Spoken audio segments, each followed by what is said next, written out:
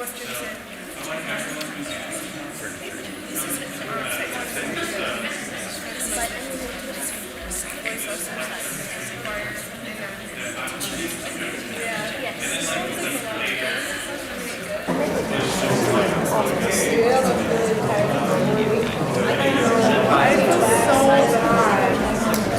bad.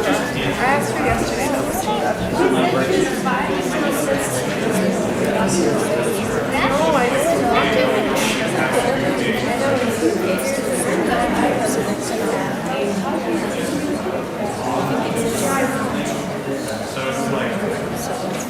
I wasn't gonna do it, even though she told me to.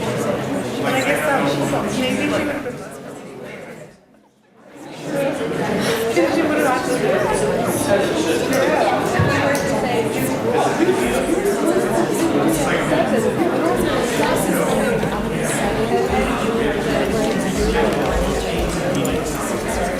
No, I just so sorry.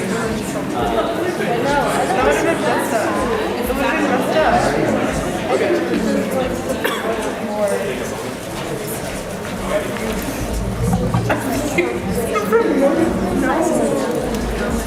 She just she knew she would get upset.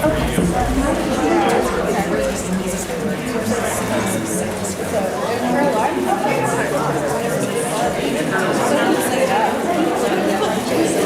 She usually does. I hear every time she's around.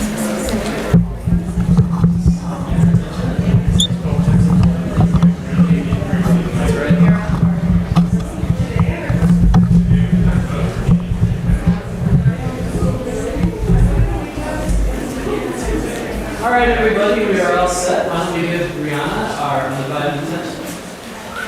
Floor is yours, Brianna.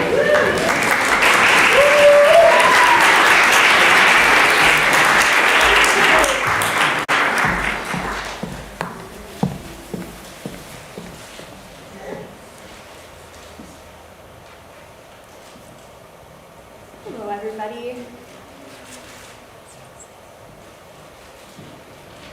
Hello, everyone, and thank you so much for coming to my performance project. Oh, it's such an honor for all of you to be here today. First of all, what is a performance project? It's a chance for a music teacher candidate to demonstrate his or her ability to recruit and teach a musical ensemble. Some of the things that are involved in a performance project involve logistics, choosing the repertoire, what are we going to sing, determining the assessment and the growth of the ensemble, and also drawing connections from other subject areas. So first of all, logistics. Logistics, the first thing I had to do was choose what age group I was going to be teaching. I decided to make my target age be middle school, specifically a 6th grade level. And then I chose the music. I also scheduled the rehearsals and reserved the rooms. Then I also had to get parking passes for the guests that would be on campus, created waivers because I was going to be working with minors, and then recruited that ensemble by handing out flyers like this one. I ended up recruiting 11 students who are ages 9 to 15, which is excellent, and then about half male and female. Another part of logistics is hiring the instrumentalists. So I hired a pianist and recruited a volunteer handbell player. The pianist is Jonathan Pine. You'll notice he's doing the other performance project today. I also wrote the rehearsal plans and implemented them for the project. As I started teaching these rehearsals, I did some self-evaluation and also received feedback from the music education director, Laura Saunders, as well as my peers, other music education collegiate majors, and then I also gained feedback from the students. I saw a lot of them outside of my rehearsal time, and so I was able to utilize their feedback to better serve them. The first adjustment that I did when I got the feedback is that I added practice tracks. I recorded and sent out practice tracks to the ensemble so that they could practice their music. I also decided to reward students for their practice with prizes. The other feedback that I got is that I needed to add more frequent brain breaks and sequence my lessons more effectively for the age group. So I did that. The next part of the performance project is the repertoire and the Colorado State Standards. The first song I chose is God Is So Good. This is a traditional song arranged by Douglas E. Wagner with additional lyrics by Charlotte Lee. The reason I chose this piece is because it's edifying. It's a good song, and it's about Christ, and I thought that would be a good experience for students to worship. I also liked that it was a partner song, so it's not just the God is so good melody, but it has another melody that layers with it. My God is good and ever blesses me, right? So it's more interesting than just a simple song. It's a two-part song, and that created a challenge for my ensemble, which was very fun. The next song I chose is Seize the Day from the musical Newsies. This song is theatrical, it's fun, it's age-appropriate, and the theme is positive. I liked also that it was available in two-part, arranged by Roger Emerson. He's an amazing arranger for middle school choirs. That is to say, he's a master of arranging for the changing voice. And so the range in the second part is perfect for the changing voice. It also splits into three-part a couple of times, and it's very challenging for my ensemble. All right, let's go on to the standards. I chose standards for 6th grade / novice level because that's about the average grade level of my ensemble. I covered all 3 expression standards. The first one is perform pieces of music, making interpretive and expressive choices. This project clearly demonstrates that we're performing 2 pieces of music and we have to interpret the pieces differently. You'll see a great difference between the 2 in the way they're performed. The second standard is perform music in unison and 2 parts accurately and with technique in order to convey intent. Of course, we worked a lot on how to sing the pieces accurately, how to use technique. But we also talked about the intent. One of the activities I did was a sticky note treasure hunt. I put sticky notes all over the classroom, blank sticky notes, and then students wrote a reason why God is good on their sticky notes. They put those throughout the classroom, and then they had to race to see who could get the most sticky notes with treasure on them, with the reason that God is so good. That created a way to reflect on the piece. Finally, applying teacher and peer critiques and self-reflection to refine individual and/or ensemble performances. They applied teacher critiques quite often in the rehearsals. For example, I asked for a crescendo, they gave me a crescendo. Simple as that. They also utilized self-reflection. I had them go through their music and circle a portion that they thought was the most challenging for them, and then we worked on that section. Of course, I could have just said, oh, I know which section is the most challenging for you, but I wanted them to think about it for themselves. Okay, on to assessment and growth. For God is so good, the first thing we did in our rehearsals was learn the pieces by rote. I would sing it, they would sing it back to me. So let's go ahead and watch that video.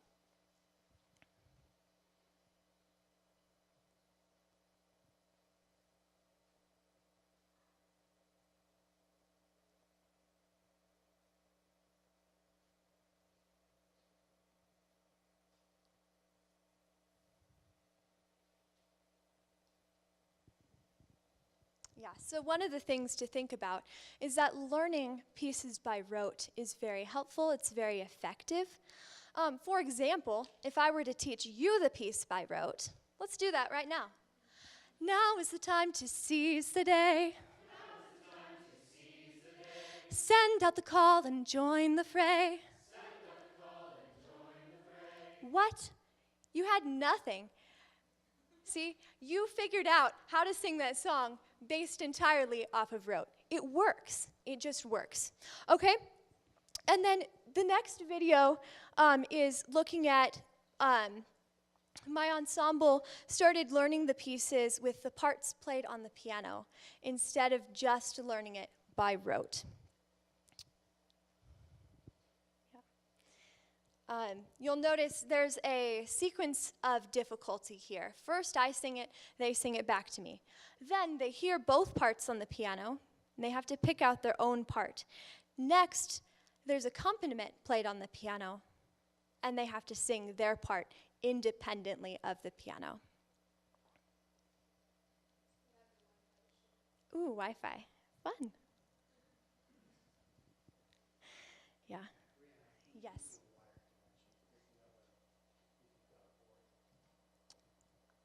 I don't have a port there, but I do have one just in my bag out there. Would you like me to grab it?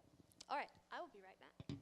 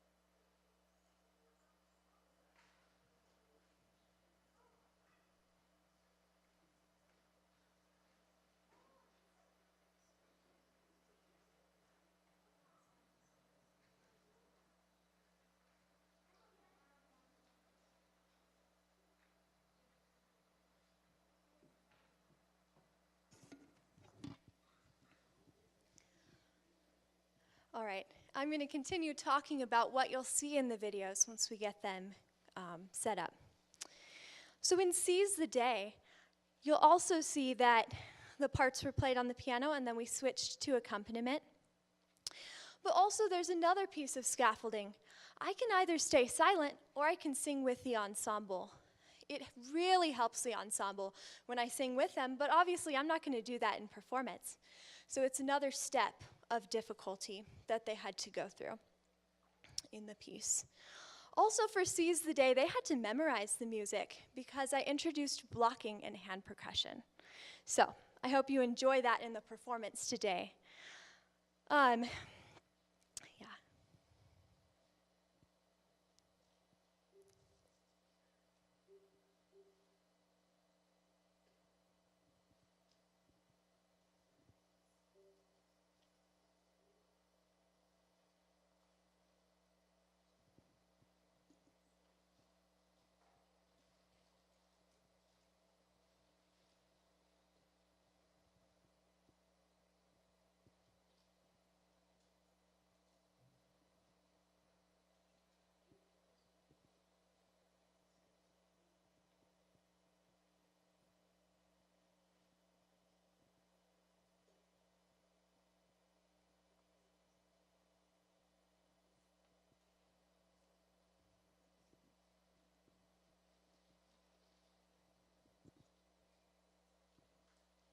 That's all right. Let's just skip the videos and finish unless you've got it almost figured out.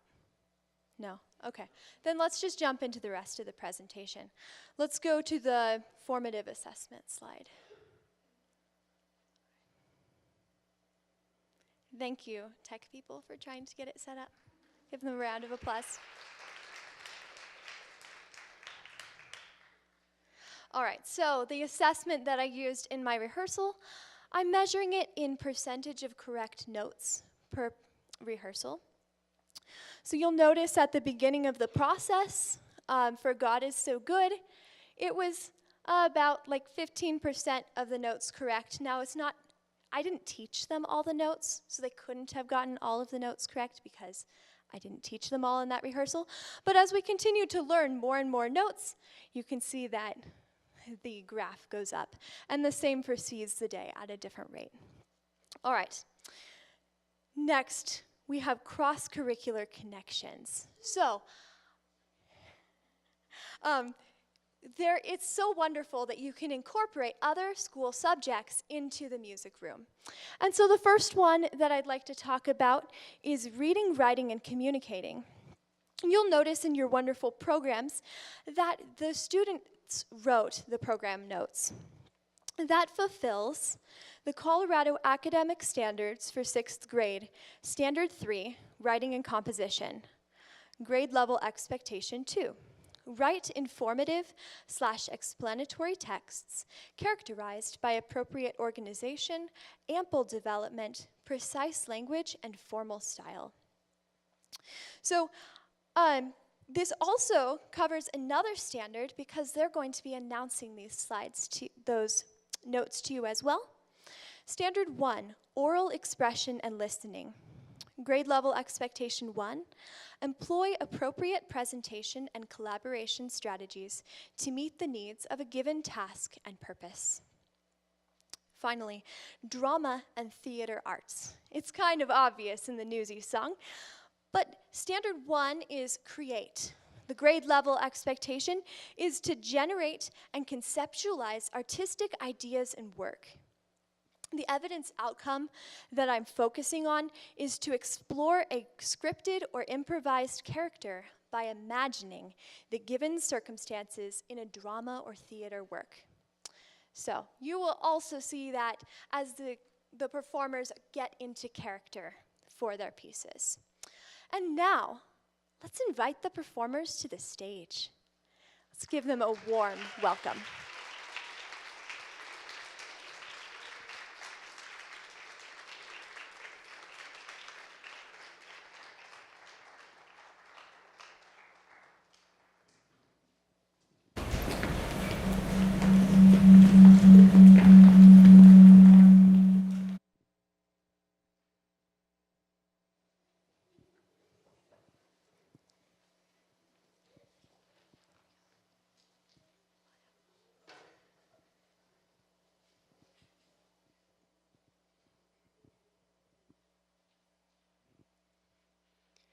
The first song that we're going to sing today is God is So Good. This song is arranged by Douglas E. Wagner, and additional lyrics are by Charlotte Lee. For the Lord is good, his steadfast love endures forever, and his faithfulness to all generations. Psalm 105. From the beginning of time, mankind has been blessed by the goodness of God.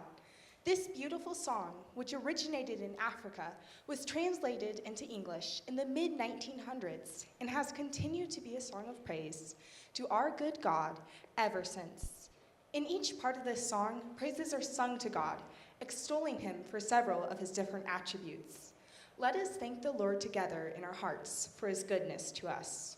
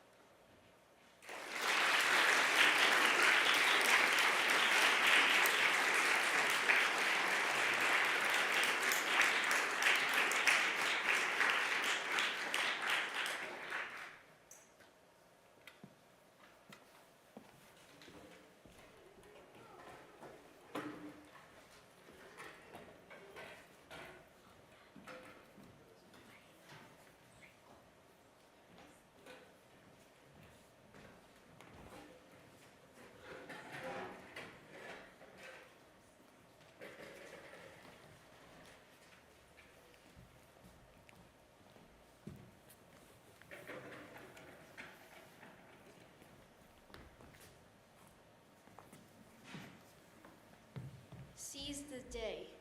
Music, Alan Menken. Lyrics, Jack Feldman. This song took place when the Newsies decided to go on strike. The Newsies went on strike because they thought they were getting charged too much for their papers to sell. Jack Feldman, who wrote these lyrics, also wrote the lyrics for My Christmas Tree, from Home Alone 2, and Cruella de Vil from 102 Dalmatians. The music writer, Alan Menken, also wrote the music for Part of Your World from The Little Mermaid, and Friend Like Me from Aladdin.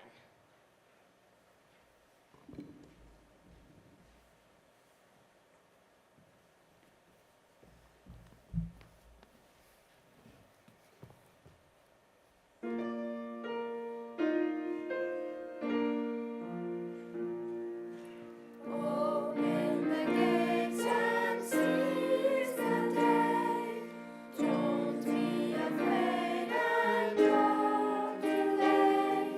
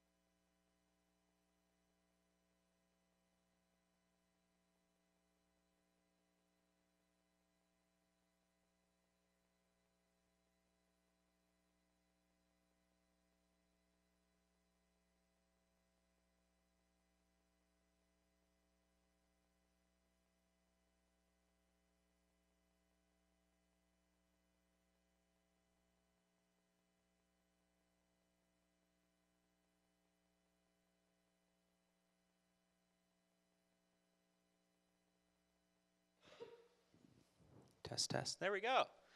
Hi, everybody. If you don't know me, I'm Jonathan Pine. This is my senior performance project where I tell you all about how I taught some music to some people. All right, all at once, tell me how your week was. I heard a woo and a, okay. So, to get started, I wanted to give you all a little bird's eye view of what this looked like for me as I was preparing the project and all the steps that go into that. So the first thing I had to do was to decide what I'm teaching and who I'm teaching. So I had to decide on an ensemble situation, meaning what ensemble I was pretending to teach to, essentially. And then I had to find and recruit the singers for said ensemble. I had to find appropriate repertoire for the age and level of the ensemble.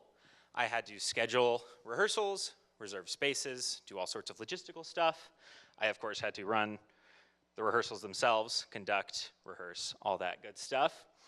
I had to communicate with the ensemble over email, in person, and answer any questions they had. And then, of course, I had to prepare for this here today. So my ensemble, or rather ensembles, was a mid-level high school concert choir as well as a smaller, high-level auditioned ensemble. The reason I decided to go with two ensembles was so that I could have a little more flexibility in the kind of music I could do, and I could experience a large group setting as well as a smaller, more high-skill setting in the rehearsals. So the first thing that I had to do in preparation for this project happened way before a note of music was ever sung. In the words of my kind teacher, Dr. David McNeil, my master's degree in choral conducting was really a master's in stacking other people's chairs. Good. So the first logistical concern that I ran into was, of course, finding my singers. I recruited mainly from the big ensembles here at CCU, the University Choir and the Women's Choir, as well as a few other musicians that I knew personally who I talked into singing, right, Edie? Yeah. The next thing, of course, was scheduling rehearsals. I had to find a time that worked for the maximum number of people. I had to schedule enough rehearsals so that everybody could learn what they needed to and be prepared for the performance, but also I needed to not take up all of everybody's time because they're all busy college students. Then I had to select my music. I had to find some music which was appropriate for the ensemble, that we could learn in time, and also that wouldn't be incredibly boring for a bunch of college music majors. And then I sent a whole lot of emails. You all don't even know how many emails I sent. It's ridiculous. So, the Americans with Disabilities Act outlines the rights that students have to a quality education, no matter what their disability or ability may be. So I know what you're thinking, which is I'm about to see the most interesting PowerPoint slide of my life. And you're right, but not yet. We're gonna run a little experiment first. Who here has ever been a part of a choir? Oh wow, a lot of you.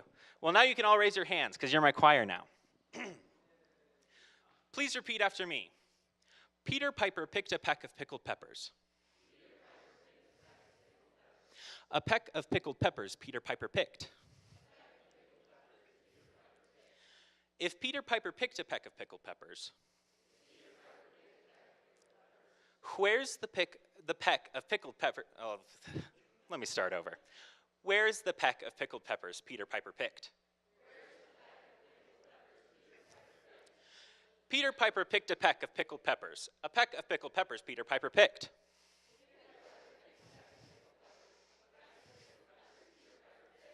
If Peter Piper picked a peck of pickled peppers, where's the peck of pickled peppers Peter Piper picked?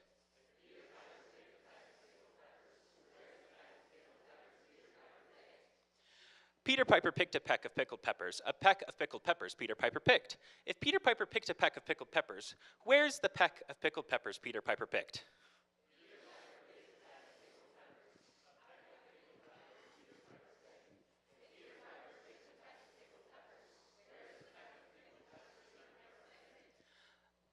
Listen once and then it's your turn. Peter Piper picked a peck of pickled peppers, a peck of pickled peppers Peter Piper picked. If Peter Piper picked a peck of pickled peppers, where's the peck of pickled peppers Peter Piper picked? Your turn.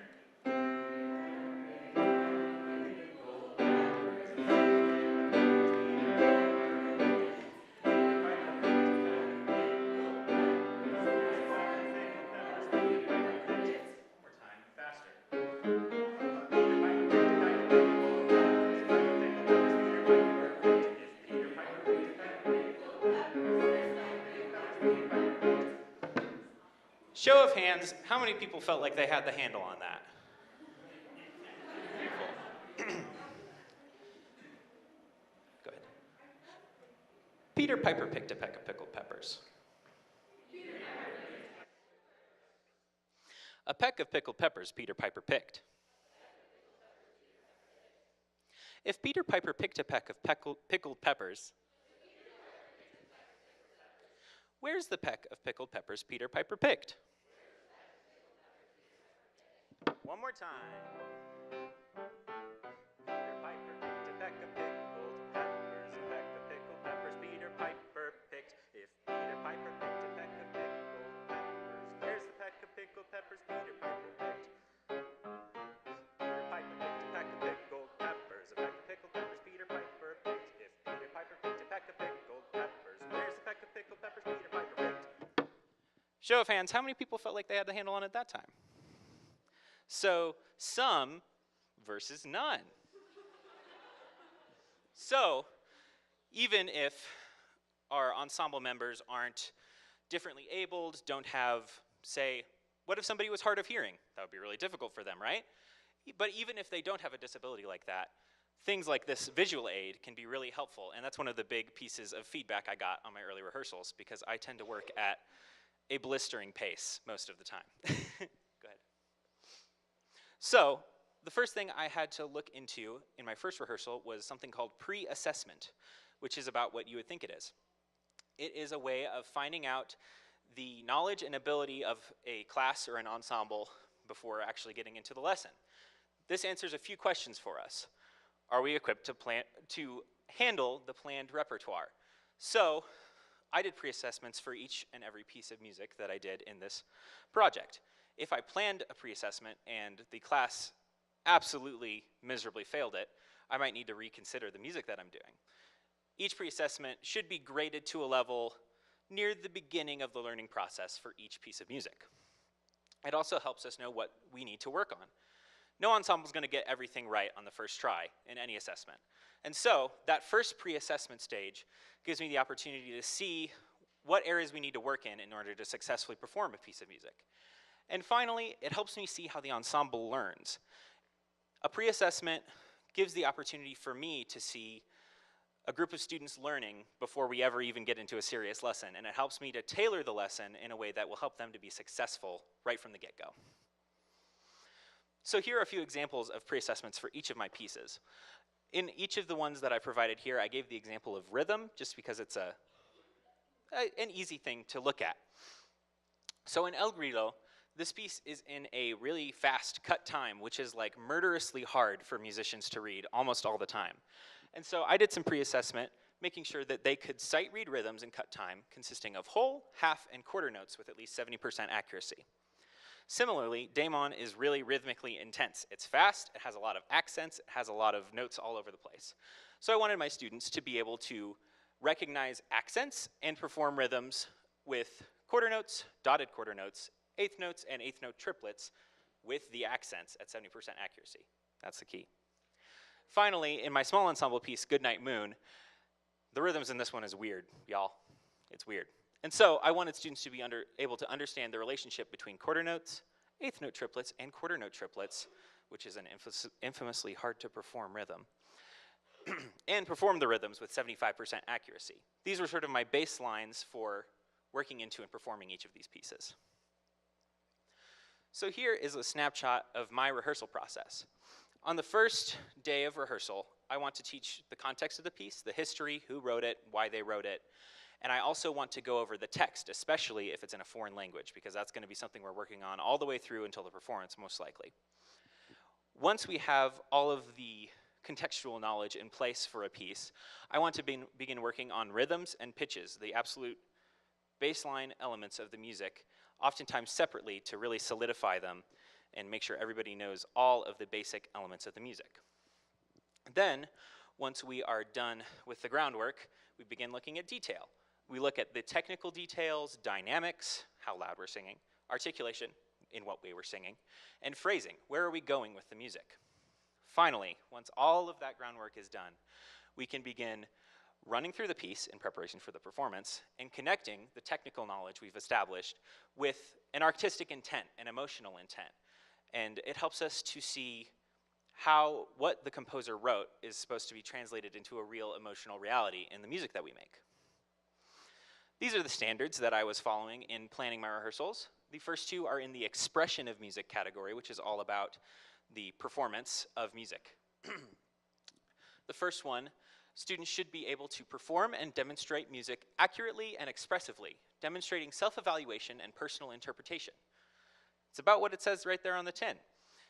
The students should be able to read the music, learn it, and then perform it more or less accurately, and they should be able to think about what they need to work on and how they want the music to get to the audience, in what way it should affect the audience. Our next one here, students should be able to perform and demonstrate contrasting pieces of music, making complex, interpretive, and expressive choices. Now, each of the pieces that we have today are very, very different, and I wanted the students to be able to see those differences and account for them. You know, think about, why is this one fast and what are we trying to do with it? Why is this one soft or loud and what are we doing with it? Think about the way that the music applies to them and their interpretation of it. Finally, we have a standard in theory of music. Students should be able to orally identify music by genre, style, historical period, or culture. Another thing about the three pieces of music that we have today, they are very contextually different. The date ranges go from 1505 to 6 years ago. The cultures that these composers were in were wildly different in a lot of ways, and I wanted the students to be able to see those differences and think about, why are they different? Why did Josquin Dupré in 1505 write different than Eric Whitacre 6 years ago? And what culture were they working in? And so we talked a little bit about the theory, the harmony, the way that the rhythms work in each of these pieces, and the way that those applied to the culture that surrounded them at the time. And finally, our post-assessment, where we find out if they learned anything, is right here. So I'm going to welcome my choir in, and we're going to get started. Thank you.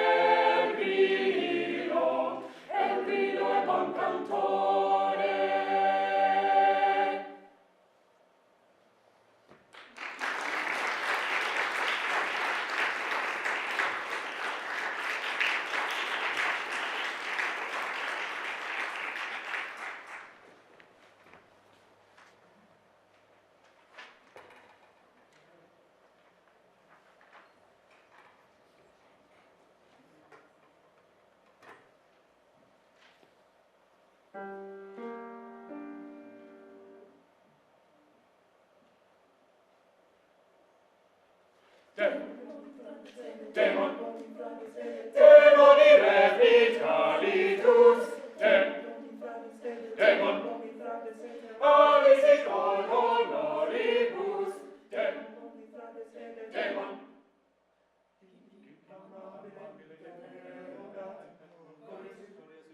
minus estimat, demon boni fratres inter demon,